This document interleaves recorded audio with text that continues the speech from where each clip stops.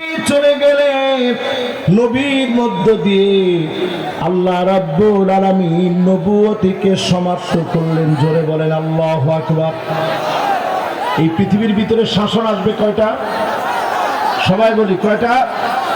5টা শাসন। প্রথম শাসনের নাম নবুয়ত। আল্লাহর নবী বললেন আমি চলে যাওয়ার পরে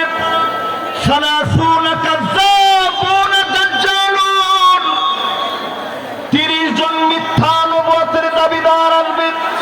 কয়জন?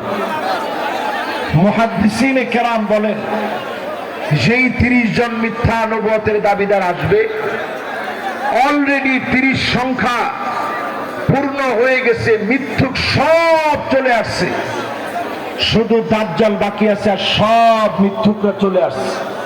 তাহলে নবুয়তির পরে মিথ্যুকরা আসবে কয়জন? 30 জন। এরপর আল্লাহ নবী বলেন সুম্মা তাকুনুল খিলাফা